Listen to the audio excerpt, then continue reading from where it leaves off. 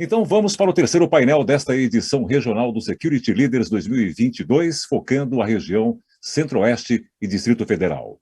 E para mediar o terceiro painel, com o tema Vazamento de Dados e Cybercrime, maximize a resiliência, e também receber os nossos convidados, a jornalista e editora da Conteúdo Editorial, Graça Sermudi.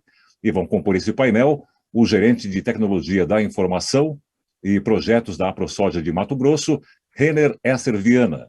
Teremos também o subsecretário de Tecnologia da Casa Civil do Governo do Distrito Federal, Antônio de Pádua Canavieira.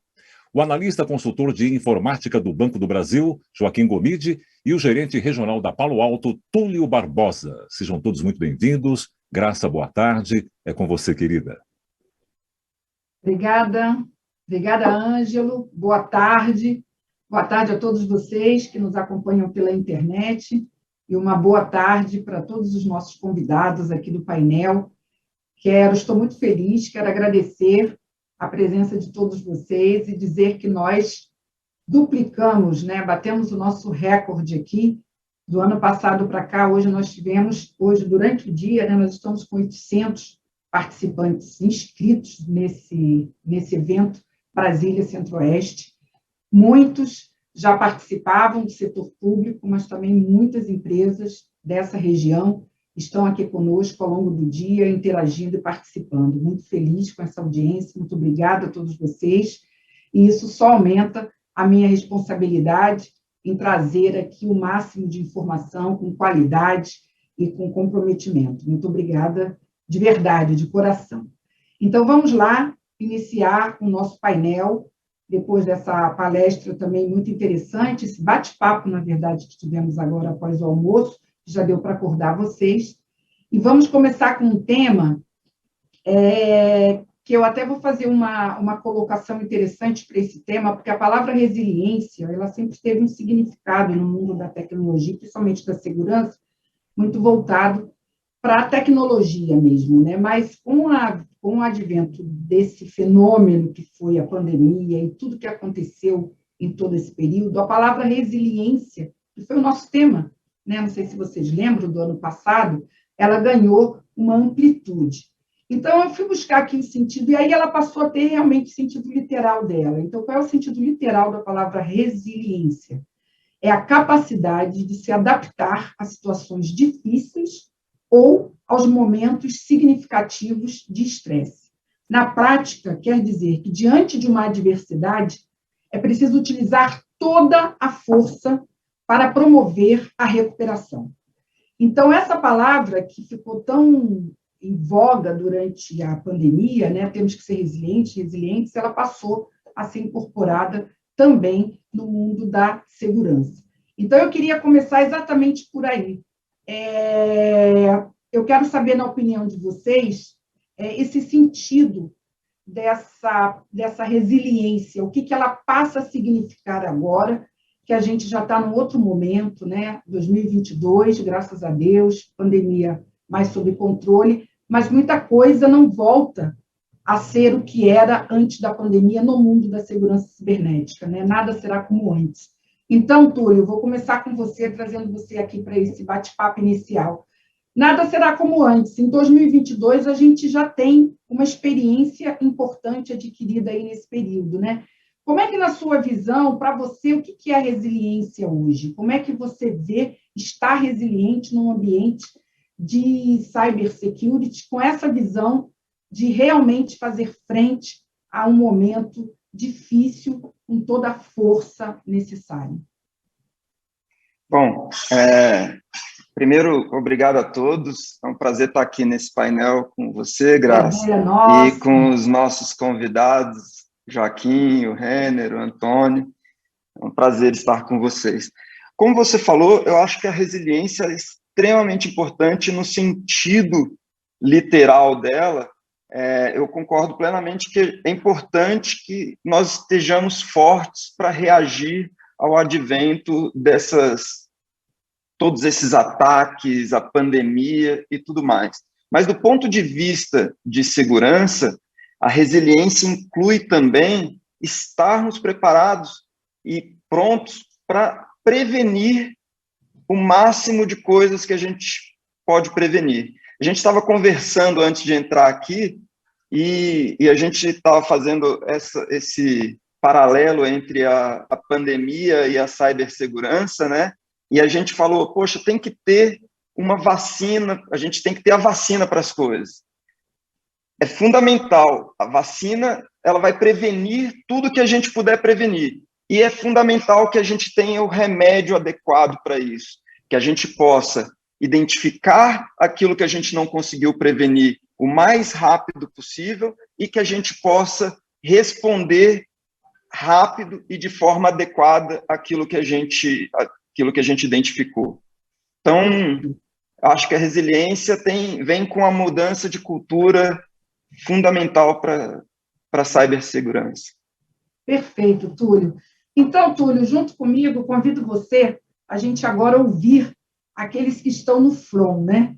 Aqueles que, da teoria, né? É bonito quando a gente vê aqui todo o significado da palavra, né? Tudo que ela traz de positivo e ouvir como que, na prática, depois de todo esse período turbulento, o que vai ser aí esse 2022 com resiliência. Eu vou começar com Joaquim Gomide. Hoje, para você, essa palavra, o que ela significa para você no seu dia a dia, no seu desafio de tecnologia e de segurança da informação? Joaquim, compartilha aí com a gente.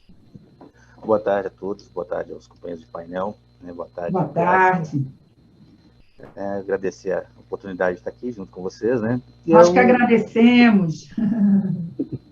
E um dos principais pontos na questão da resiliência é você ter muito bem identificado seus processos críticos, né? A gente trabalha num banco, a gente tem um negócio a zelar, né?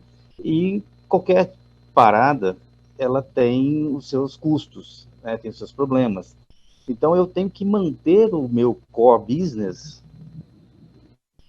funcionando mesmo em casos de problemas, né? Como eu disse, eu tenho que ter um remédio para aquilo, mas o remédio ele tem que atuar no meu principal local para manter vivo o meu negócio.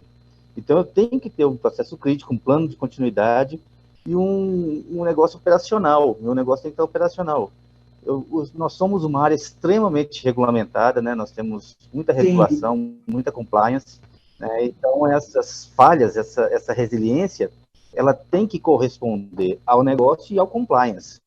Então, a gente tem que ter pessoas preparadas aqui, como ele disse, eu tenho que ter a vacina? Tem que ter toda a preparação, tem que estar forte aqui para evitar que aconteça. Mas se acontecer, eu tenho que ter um plano, eu tenho que ter uma recuperação, ou seja, eu tenho que ser capaz de responder a essa ofensa muito rápido, né? Então, o importante, né, é a gente conhecer o que nós somos, o que nos mantém vivo, o que nos mantém legal e o que eu preciso fazer, quais são as pessoas, os skills necessárias, né, para a gente manter isso e subir no menor tempo possível, né, aguentar o soco e sem ser nocauteado. Perfeito.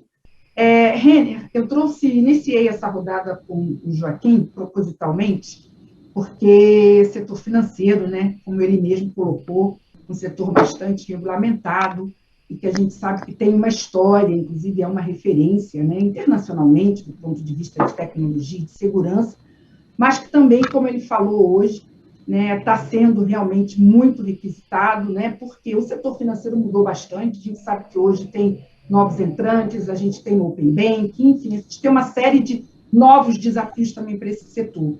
Então, eu queria também que você falasse um pouco do seu segmento, né, de onde você atua, e, embora, né, a gente às vezes tenha a sensação de que é um pouquinho diferente de um setor para o outro, mas a questão da resiliência me parece que cada vez mais ela passa a ter o mesmo impacto, né, independente da vertical. Eu queria que você falasse um pouco sobre isso, né? Boa tarde a todos, eu me chamo Renner, né? Eu sou gestor da ProSoja e nós nos preocupamos também, da pandemia para cá, nós viemos com uma mudança até de cultura, né? Que é um movimento que está acontecendo das pessoas trabalharem em home office também, né? E a gente sabe que o controle disso é muito complexo. A gente tem que estar, de fato, preparado para esse novo ambiente. A questão é que a gente ainda está se adequando a esse movimento muito novo, não é novo, mas, porém, a gente vê que as pessoas, para algumas pessoas, isso é novo. Então, o que a gente vem atuando de lá para cá, né? A gente vem trabalhando na parte de reestruturação, na parte de segurança. Fizemos um trabalho muito grande, porque nós trabalhamos com dados que de fato, alguns são sigilosos e outros nós não podemos deixar vazar pelo fato de são dados pessoais. Nós temos a lei LGPD, que entrou também bem no momento da pandemia, e tivemos que adequar. Então, nós percebemos que tivemos que mudar essa nossa cultura também organizacional com a LGPD, e aí eu venho também vendo um movimento onde muitas empresas, até na hora que a gente vai contratar algum funcionário, as pessoas sempre optarem pelo modo home office. Então, né? Esse home office, ele tá vindo muito forte. Eu acredito que vai acabar a pandemia, as pessoas vão continuar nisso aí. Imagine que tipo de segurança que nós vamos ter que ter para controlar, para ser resistente a algum tipo de vazamento de dados ou algum tipo de ataque, porque você vai ter situações em que a pessoa utiliza um equipamento próprio e situações que ela possa utilizar o nosso equipamento. E aí tem esses controles que a gente precisa fazer. Como é que a gente vai fazer isso? Qual que é a política que a gente vai adotar? Então, muitas empresas ainda estão passando por esse movimento, que eu percebo. E uma coisa que a gente começamos esse ano a trabalhar, que é usar muito uma analogia, por exemplo, do Exército. O Exército, ele treina, né, o tempo todo. Ele vai lá e ele nunca, de fato, tentou fazer algo inesperado para ver se, de fato, eles estão preparados para aquele treinamento. Então, você imagina, eles não estão recebendo nenhum ataque de guerra, nada. Então, será que eles estão realmente preparados para isso? Aí eu volto isso para a questão nossa, tecnologia. Então, a gente tem lá os melhores equipamentos, os melhores soluções de mercado, mas realmente nós estamos seguros? Como é que a gente faz isso? Então, existem os modelos de pentest. Então, as pessoas, hoje, muitas organizações, algumas estão fazendo, outras não estão preocupadas com isso, esperam ser atacadas. Então, esse é um movimento também que está acontecendo, das pessoas se preocuparem em contratarem empresas especializadas que façam esse tipo de testes de vulnerabilidade nas redes.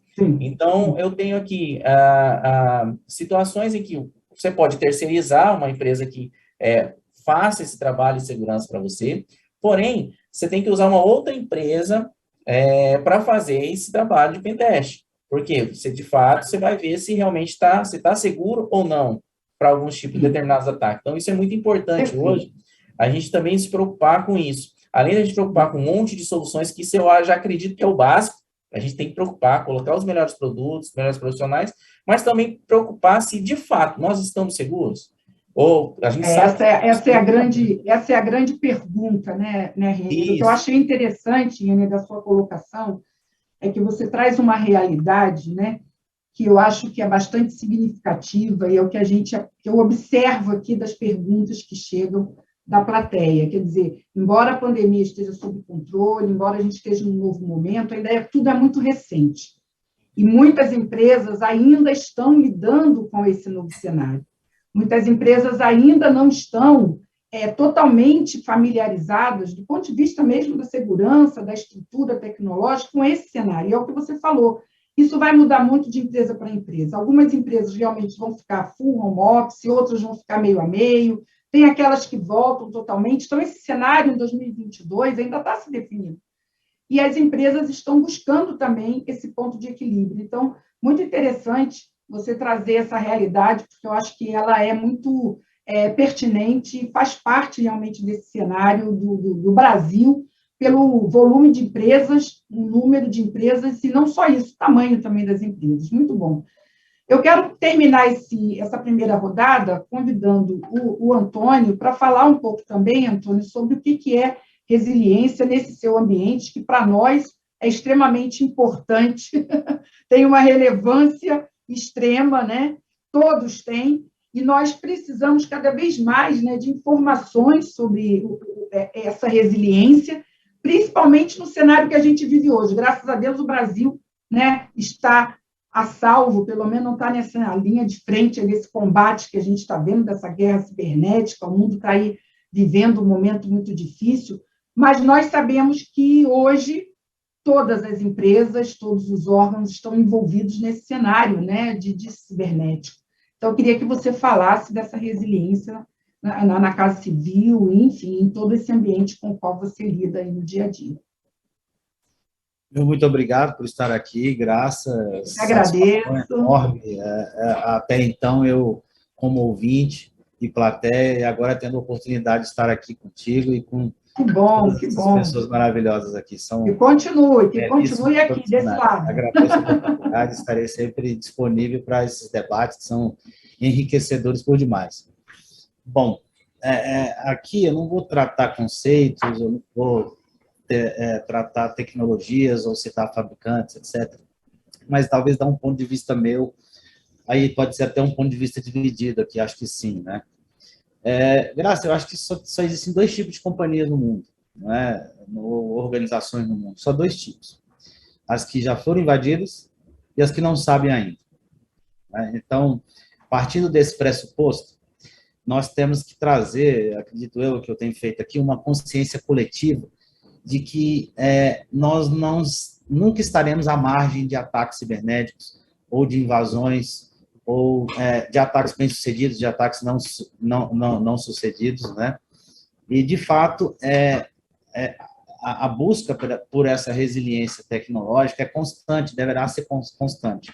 E começa por aí, povoando a todas as cabeças da organização, trazendo essa consciência coletiva de que segurança é importante e que estamos à mercê disso. Infelizmente, sim. Não é causar pânico, trazer temores, mas trazer uma opinião que, né, vá promover, ou seja, uma busca por segurança contínua. Estávamos discutindo isso, inclusive, há pouco, né? Falamos de Zero Trust com o Túlio, ou seja, nós vivemos um mundo hoje onde vazamento de dados e cybercrimes estão crescendo de forma exponencial. Então, o que a resiliência, no meu modo de entender, que tipo de resiliência deve ser buscado? Nós temos um cidadão comum que tem que também tomar ações, e nós aqui que temos que salvaguardar todo esse conjunto de informações, todo esse parque tecnológico, tem que manter isso tudo protegido, né? Nós tomamos nossas ações, tomamos nossas adoções de tecnologias, processos, procedimentos, normas, padrões, etc. Né? Lá na ponta, nós temos uma pessoa que deve, inclusive, gerenciar e controlar falas a respeito do seu nome, a respeito do seu CPF, ou seja, monitorar, numa escala maior, as ações, haja vista a quantidade de vazamentos de informações que houveram. Nós tivemos alguns bem grandes, né, que expuseram dados pessoais bem sensíveis, a imposto de renda, sexo, se é bom pagador, se não é, ou seja, é possível traçar perfis de forma a construir ataques bem assertivos, né, ou seja, você com engenharia social define um perfil, um público-alvo e o ataque e será muito bem assertivo, né, com isso tudo. Do lado de cá, a gente tem que proteger isso tudo. Então, é estar preparado para quando acontecer o incidente, ou seja, responder rápido aquilo. Quanto mais tempo transcorrer, maior o problema, né? Ou seja, quanto mais tempo você demorar para resolver, para responder aquele incidente, maior aquele teu problema vai ser. Então, eu acho que o tema é extremamente relevante. Hoje você percebe que governos lá fora têm trabalhado na construção de frameworks tratando justamente esse assunto, resiliência tecnológica, ou seja, é um tema, repito, extremamente relevante. Perfeito. Então, ao meu ver, estar preparado para quando acontecer. Sim. E trazer uma consciência, né, repito, coletiva para o alto escalão, para todos, que segurança é importante, que atender às normas de segurança é importante. O vazamento de dados, né? Hoje, se você não adotar Zero Trust no seu ambiente computacional, haja vista a ocorrência de você não controlar vazamento de dados na sua organização, né? Não entender que credenciais estão sendo vendidas ou colaboradas na Deep Web, né, em camadas diversas da nossa internet. Você tem que elevar seu nível de monitoramento e trazer soluções tecnológicas para mitigar ao máximo isso aí. E acho que a minha contribuição maior seria trazer essa consciência de que os ataques não podem ser evitados e ocorrerão, e que a gente tem que estar preparado para eles. É interessante também, Antônio, a sua colocação sobre existem 2 tipos de empresa hoje, né? Achei bastante interessante. Agora, no final, você falou sobre tecnologias. Eu já tenho aqui, vou começar a esquentar o debate, tá? Trazendo aí a nossa plateia junto com a gente aqui, porque o tema realmente é muito interessante, já tem muitas contribuições. Túlio, já esquentando aqui, quando você fez o seu comentário na abertura, eu até anotei, você falou resiliência, prevenção. Então, a plateia aqui está questionando um pouco, porque quando você, né, diante até do que foi dito aqui por eles, quando você tem que estar muito bem preparado para um ataque, que hoje não é se, mas é quando, né, cada vez mais, existe um pouco esse dilema, né? Me preparo mais, quer dizer, previno mais, invisto mais na prevenção, invisto mais na resposta. E isso hoje, às vezes, é um dilema por conta de disponibilidades, de recursos, né, de pessoas, que também está sendo uma crise muito difícil, e uma série de outras questões.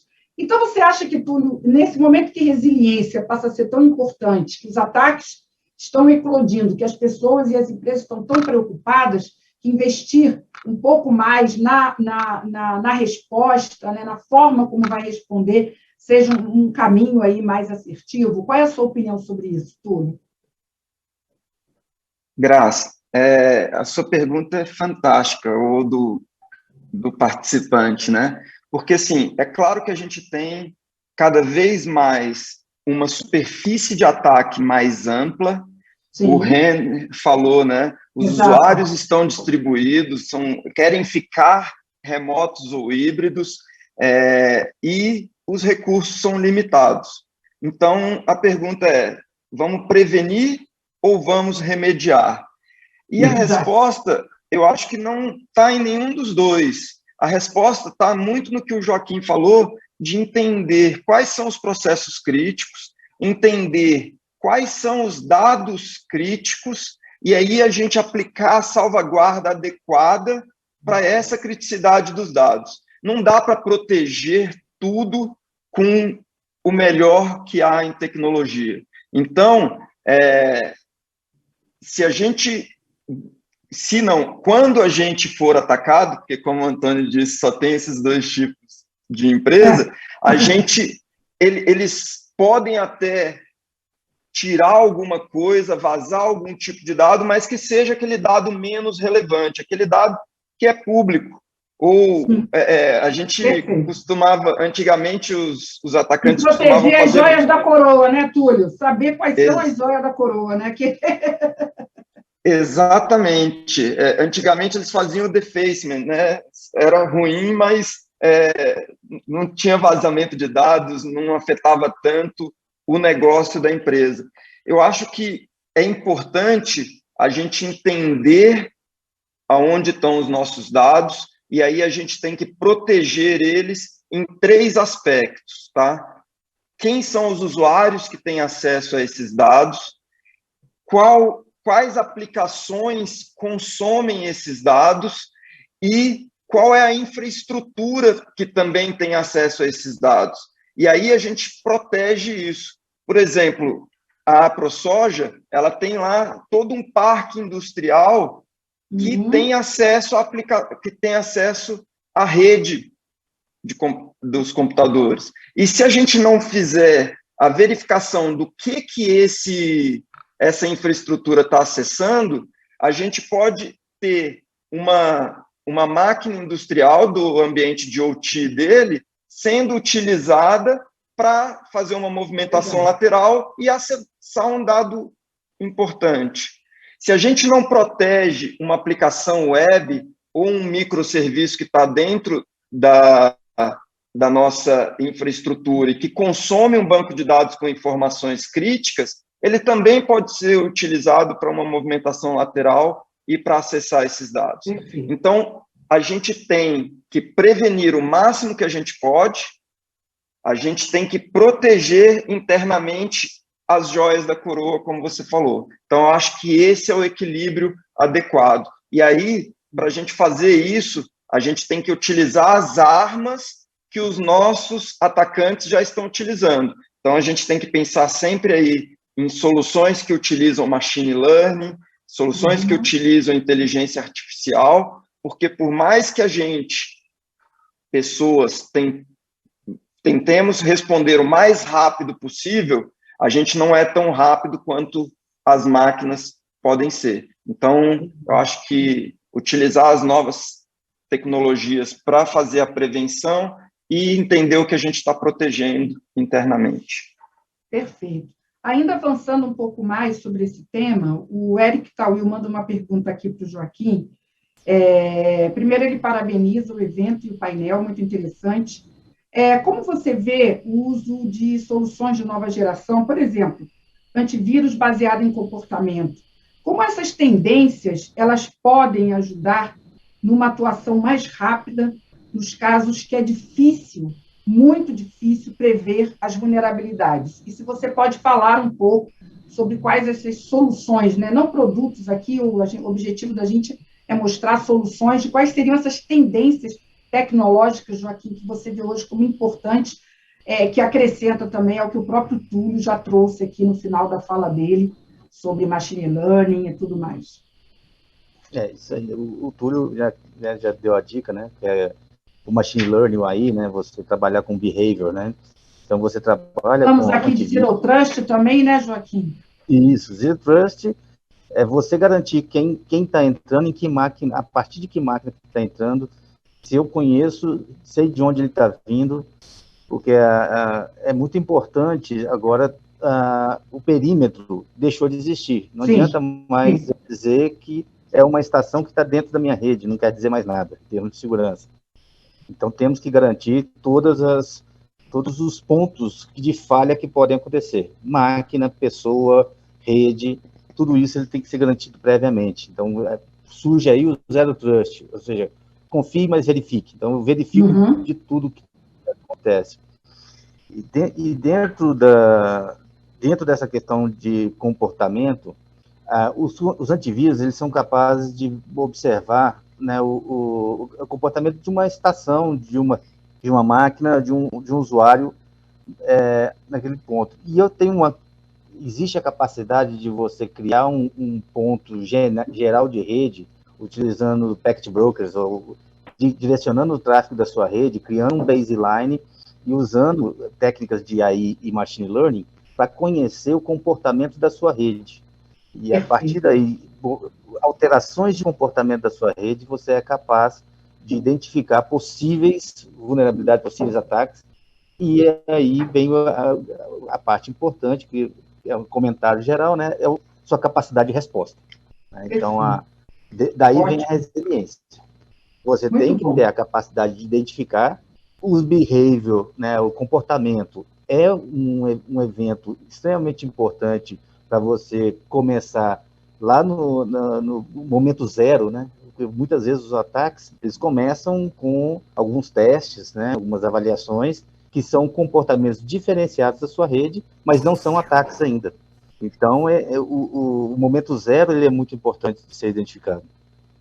Perfeito. E nesse ponto a gente consegue com ferramentas de inteligência e visibilidade e observabilidade, né? Hoje o termo observabilidade está crescendo muito, né? Você ser capaz de monitorar a sua rede, suas aplicações, seus logs, enxergar os logs, CIEM, SOAR, todos esses termos que surgiram, não é?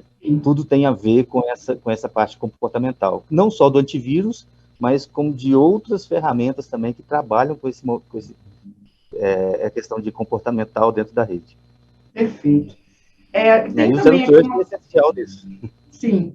O pessoal está aqui agradecendo e falando exatamente isso, né? Que a tendência, como o próprio Túlio colocou, principalmente de trabalhar com soluções de análise de comportamento, são muito importantes. Eu vou aproveitar, nós ainda temos um tempinho, para trazer uma colocação aqui do Odair José dos Santos da Embasa para o Renner. Ele parabeniza você, Renner, por esse Primeiro, por você situar muito bem o cenário das empresas hoje, a realidade que realmente as empresas ainda estão esse ano, e com certeza, talvez no outro, se adaptando a esse novo cenário pós-pandemia, não é tão fácil, o gatilho não é tão rápido. E o exemplo que você trouxe do Exército. Então, ele diz o seguinte, que na maioria das vezes as empresas têm as ferramentas, porém, não criam um ambiente de aprendizado seguro e não exploram também o máximo de seus recursos. Então, ele pergunta como é que você vê, né, a pergunta é um pouquinho longa, eu vou resumir, essa experiência de gerar, né, uma situação de ataque real, que isso realmente não é, de fato, né, muito simples, né, para você chegar a um ponto de você ter realmente uma experiência e um treinamento de um ataque real. Enquanto você acha que isso é importante, já que você tocou nesse ponto, né? Então, hoje nós temos alguns recursos, né, que é o Pentest, né? Então, dentro do Pentest você tem as White Blacks, você tem, desculpa, as White Block, as Black Blocks e assim vai, né? Grey Blocks. Então, são tipos de ataques que são testados através dessas ferramentas de pentest, que tem, algumas dessas ferramentas têm, de fato, inteligência artificial para fazer esse tipo de teste, faz testes massivos. E aí vai muito de cada empresa, né, de ter essa visão de, eu acho que eu estou seguro, será que eu estou seguro? Então, peraí, vamos fazer algo diferente aqui, vamos pedir para alguém nos atacar e, de fato, ver se a gente está seguro. Isso hoje já é feito para algumas multinacionais, né? Às vezes você pega aí Microsoft, você pega a Google, eles desafiam aí hackers em tentar atacar e eles dão uma premiação para quem conseguir atacar algum tipo de serviço ou ferramenta que eles disponibilizam no mercado. Então, assim, a gente tem que estar preparado também, é um movimento diferente que está acontecendo agora, isso já existe há muito tempo, mas agora, com essas mudanças que estão acontecendo, a gente vai entendendo qual é o movimento do mercado, né? Então, eu mesmo me despertei aí só esse ano em fazer esse tipo de serviço, já há muitos anos existe, já ouço falar sobre isso, já vi alguns colegas fazer, mas eu me despertei e falei, cara, vamos ver agora o que a gente, se a gente realmente está seguro, porque a gente fez um investimento muito grande em defesa, né, em equipamentos, em tecnologia, em mão de obra para fazer isso, porém a gente acha que está seguro. Vamos ver se de fato a gente está seguro. Então, é isso que a gente tem que se preocupar também. Porque, de fato, né, aquela ideia do Exército. Os Exércitos compram os melhores equipamentos, as melhores aeronaves e tudo mais, mas vamos ver, de fato, se isso aí funciona? Vamos colocar na prática? Vamos fazer alguns testes? Então, dentro da tecnologia, a gente tem hoje já formas de fazer isso, já há muito tempo já existe, né? Só que muitas empresas ainda não fazem isso, até porque tem que ter um investimento, o valor para você pagar para uma empresa estar fazendo esse tipo de serviço, algumas vezes não é barato, porque ele é cobrado por tipos de ataques, né? Então, você tem que definir um escopo para a empresa ir lá e fazer isso, então, você definindo o escopo, eles vão cobrar por hora de trabalho, enfim. Mas hoje já existe esse tipo de serviço para ser implementado já para as empresas que tiverem interesse. Ok. Eu vou trazer mais uma questão, vou trazer para o Antônio e depois gostaria que o Túlio complementasse. A pergunta faz referência ao Joaquim, que fez uma excelente colocação ao falar que para lidar com os problemas, adaptar-se à mudança e aos novos desafios, tem que se ter um bom processo.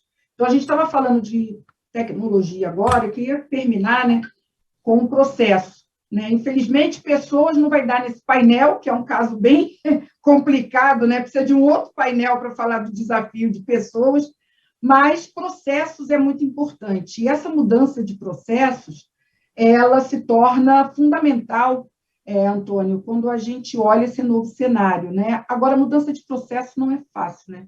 Às vezes se compra tecnologia, mas o processo, se não mudar, a tecnologia não vai fazer milagres, você pode até fazer os testes, mas, assim, eu acho que o que eles querem trazer na pergunta é que hoje existe realmente necessidade de você ter um processo muito bem desenvolvido, muito atrelado ao negócio, ao objetivo da empresa, porque na hora que você passa por um processo desse, né, por um desafio de um ataque, tudo está envolvido. Não é só a segurança, não é só a área de segurança, né? A gente sabe que hoje um ataque envolve a empresa inteira, leva a questões econômicas, de reputação, é bem complexo, né? Então, eu queria que você falasse sobre esse ponto, Antônio, da mudança de processos.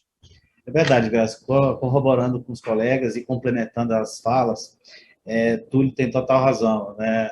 O desenho do processo de segurança, ele está atrelado ao processo interno, né? Ou seja, a construção se dá com o entendimento do negócio, maior do negócio, né?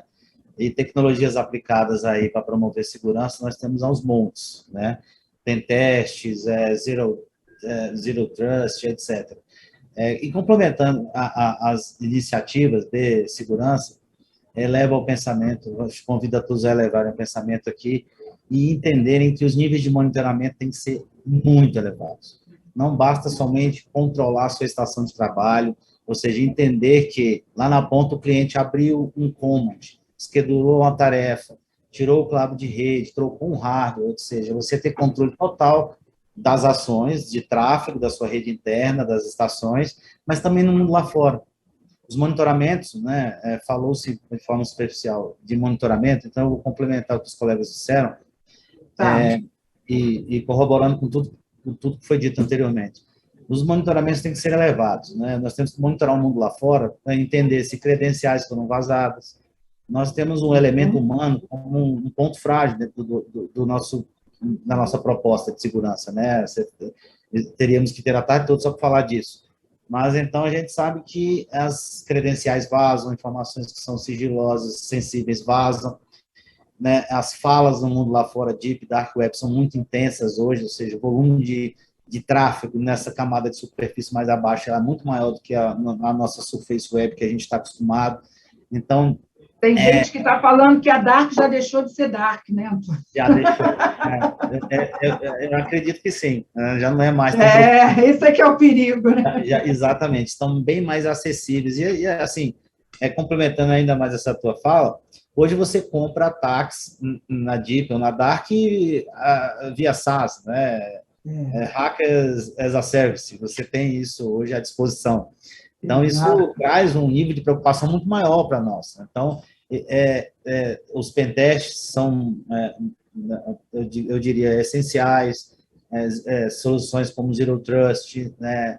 Mas trazer níveis de monitoramento elevados, de modo a termos esses entendimentos de que estão vendendo credenciais nossos ou disponibilizando, colaborando credenciais da organização ou reunidos sob a intenção de propagar um ataque, né, à sua organização, ou seja, identificar essas ações mal intencionadas em um momento anterior, eu julgo muito importante. Então, além de tudo isso que foi falado, trago a importância de níveis de monitoramentos elevados, né, para entendimentos de ataques que possam vir de dentro, que a maioria deles, agora o mundo lá fora também está, digamos assim, assombrado. Então, sim, principalmente as camadas de baixo.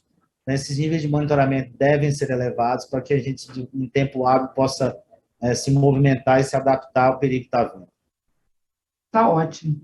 Túlio, rapidinho, nosso tempo aqui estourou, mas eu não queria deixar de ter rapidinho a sua opinião sobre isso que é importante, né? E você tocou nesse ponto da questão dos processos, né? Quer dizer, que tem que realmente, dentro desse novo cenário, para se criar resiliência, como você falou, prevenir, né? E defender dentro desse ponto de equilíbrio, os processos aí são fundamentais, né? E vocês trabalham e estão bastante acompanhando isso, né, Túlio? Sem dúvida nenhuma. Os processos são fundamentais. Então, eu vou dar um exemplo rápido. A gente tinha um processo de desenvolvimento baseado em waterfall, aí veio os processos ágeis de desenvolvimento, e aí a gente teve aí o DevOps. Então, quando a gente fala de segurança, a gente tem que trazer a segurança para o início do processo, é o que a gente chama de shift left, levar para o início do processo de desenvolvimento a segurança. Então, a gente tem que criar o DevSecOps. A gente tem que pensar em segurança como um princípio e aplicar ele durante todo o ciclo de vida, de desenvolvimento das aplicações, por exemplo, um processo.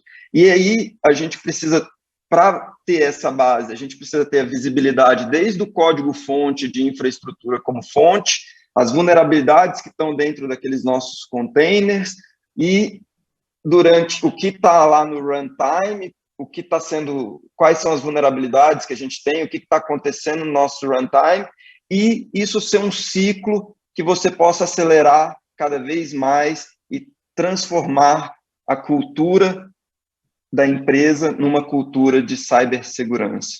Acho que é isso. E a Palo Alto, ela está aí para auxiliar todo mundo nesse processo, porque a gente tem um portfólio que abrange essas diversas áreas de cybersecurity.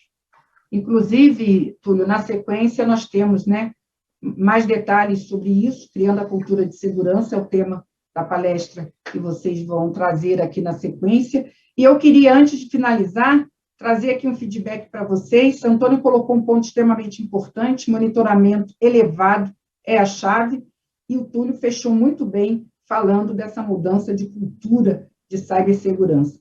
Pessoal, todo mundo agradecendo, Joaquim, Renner, trouxeram excelentes contribuições, esse compartilhamento é fundamental nesse nosso cenário de desafios de cybersecurity. Eu ficaria aqui com vocês muito mais, porque eu acho esse tema fascinante, mas temos aqui uma agenda, né? Precisamos segui-la, mas eu agradeço imensamente a colaboração de vocês, foi sensacional. Muitos estreando aqui no Security Leaders, espero continuar contando com a presença de vocês. Forte abraço, Túlio, Joaquim, Renner, Antônio. Até a próxima, pessoal. Muito obrigada. E vocês aí na plateia, online, continuem com a gente. Tem mais coisas aí vindo, né, Ângelo? Coisas muito boas. Continuem. Tchau, pessoal. Obrigado pela oportunidade. Tchau, tchau. Tchau, tchau. Tudo bem. E como tem, Graça? A seguir, vamos ver. Mais uma vez, então, parabéns aos painelistas pelo excelente debate.